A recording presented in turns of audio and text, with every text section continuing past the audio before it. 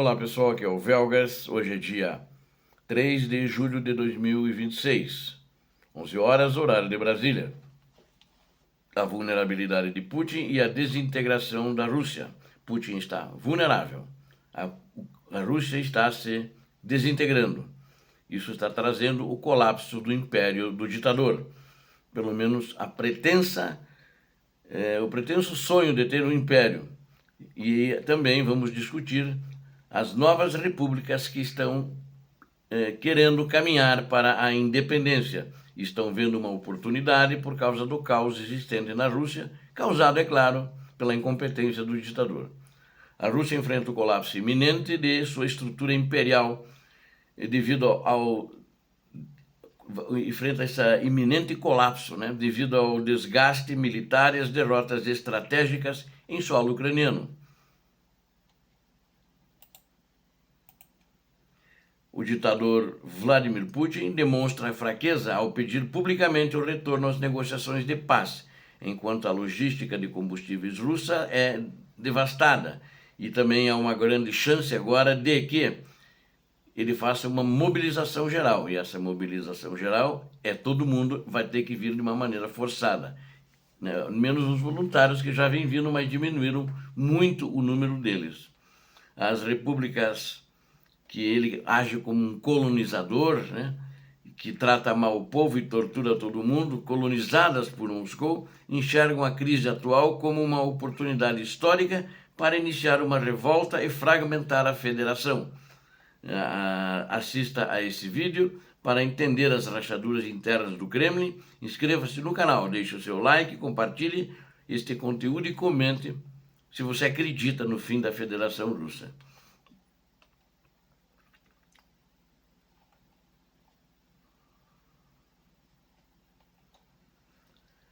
A vulnerabilidade de Putin e a crise logística. O cenário político e militar demonstra que a Rússia enfrenta um processo acelerado de desgaste em sua campanha contra a Ucrânia.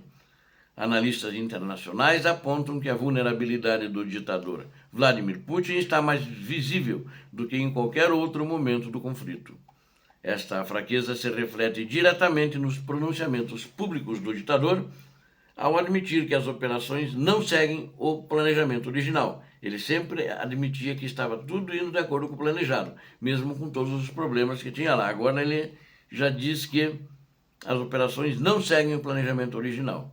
O governo russo passou a solicitar publicamente o retorno aos termos de negociações de paz com o território ucraniano. Este recuo diplomático ocorre exatamente no momento em que os mísseis ucranianos atingem refinarias de petróleo essenciais em solo russo. Além disso, as pontes estratégicas que conectam a Rússia aos territórios ocupados estão sob fogo constante das forças ucranianas, que inclusive estão destruindo muitas dessas pontes. Além disso, o comando russo demonstra forte alarme com o fechamento frequente de aeroportos e com a desestruturação de sua logística militar. O apoio da população civil russa em relação à continuidade dos combates apresenta uma redução gradual e contínua. Os veículos de comunicação estatal da Rússia perderam a capacidade de manter o entusiasmo artificial sobre a chamada Operação Especial. Em declarações recentes, o ditador Putin reconheceu oficialmente que o país enfrenta uma escassez severa de combustível refinado. Esse desabastecimento é o local direto dos ataques precisos. É o resultado desses ataques precisos executados por drones ucranianos contra a infraestrutura petrolífera russa. O círculo de conselheiros do Kremlin também manifesta descontentamento com as mudanças na postura política dos Estados Unidos da América. Auxiliares de Putin avaliam que os entendimentos prévios alcançados na cúpula de Anchorage perderam o suporte do governo americano. Aquele entendimento inicial que desenhava um cenário favorável aos planos de expansão territorial da liderança de Moscou. No entanto, a mudança na conjuntura internacional alterou a disposição dos aliados ocidentais em aceitar as exigências da Rússia. A liderança da OTAN atua para consolidar o apoio estratégico à Ucrânia, fornecendo dados de inteligência cruciais para a operação. O próprio governo russo compreende que os ataques direcionados contra suas refinarias estão alcançando os objetivos propostos. A declaração de que a Rússia estaria pronta para negociações baseadas em discussões antigas soa como um sinal claro de enfraquecimento.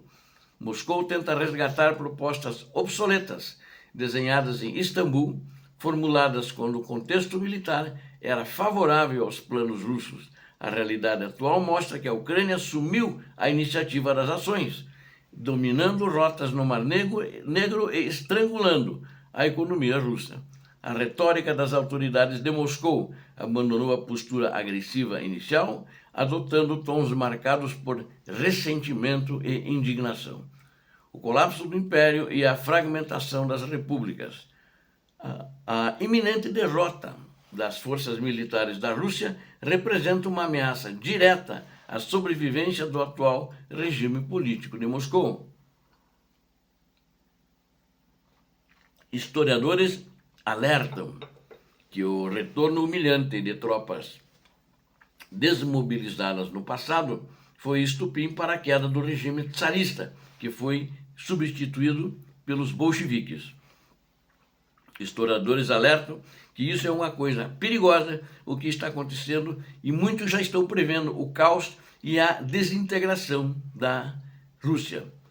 A configuração geográfica da Rússia não representa um Estado nacional unificado, porque esse é um problema, né? Uma etnia, um Estado nacional unificado, mas sim um império colonial disfarçado de federação.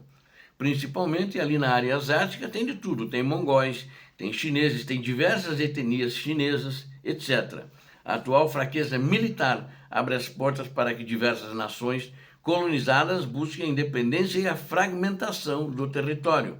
Movimentos de emancipação e insatisfação profunda ganham força em regiões periféricas que não compartilham a identidade de Moscou. A província de Ingushétia e a República do Daguestão lideram os índices de descontentamento com o poder centralizador imperial de Moscou. Regiões ricas em recursos e com forte identidade própria, como o Tataristão e o Barcostostão, avaliam caminhos para a ruptura. Eles querem um novo caminho a seguir e querem se ver livres da Rússia. A imensa região da Iacútia, localizada na Sibéria, e as repúblicas de Tuva e Buriátia enxergam o comando militar como a grande oportunidade histórica, não é o grande comando militar, a grande ruptura, né? Eles enxergam como uma oportunidade histórica. E esses povos identificam o enfraquecimento do exército russo como o momento ideal para iniciar rebeliões contra o domínio de Moscou.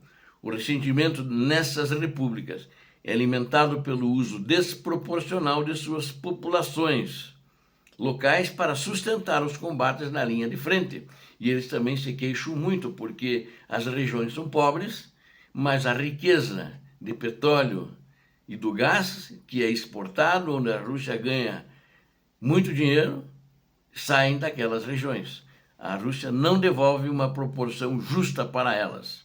Os dados indicam que essas regiões fornecem a maior parcela do pessoal militar, que sofre baixas também severas nos confrontos com a Ucrânia.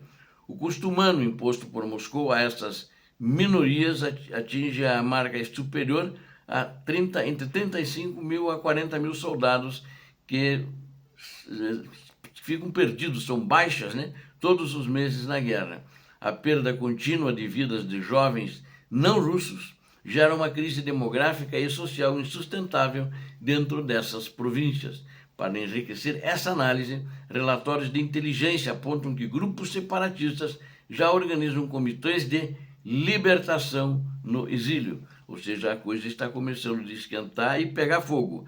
Acho que o ditador vai ter muitas frentes internas para se preocupar, com grande chance de derrubarem ele, e também além das conspirações que acontecem em torno do Kremlin, em torno dele e contra ele.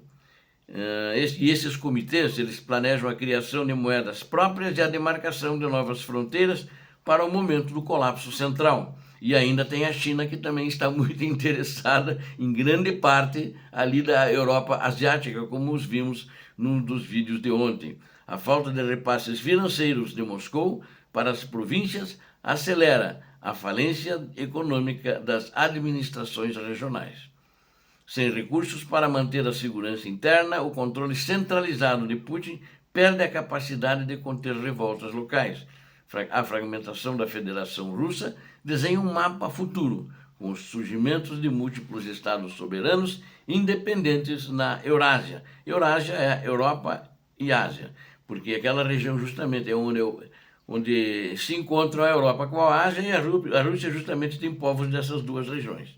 O desmonte desse império criminoso colonial será a consequência direta da insistência em uma campanha militar que exauriu as forças da Rússia. Para concluirmos, os dados políticos e demográficos comprovam que a estrutura imperial controlada por Vladimir Putin está atingindo seu limite operacional. A escassez de combustível provocada pelas investidas ucranianas expõe a fragilidade da estrutura mais vital da economia da Rússia. O sacrifício entre 35 mil a 40 mil soldados mensalmente vindo das minorias étnicas transformou as repúblicas em barris de pólvora internos. O colapso militar da Rússia na Ucrânia funciona como catalisador definitivo para a desintegração territorial e o surgimento de novas nações livres. Obrigado a vocês que assistiram esse vídeo, conto com vocês. Não esqueçam. Peço a Deus que abençoe a todos vocês, peço a Deus que abençoe a Ucrânia, peço a Deus que abençoe o Brasil. Paz e bem, paz para toda a humanidade. Muito obrigado.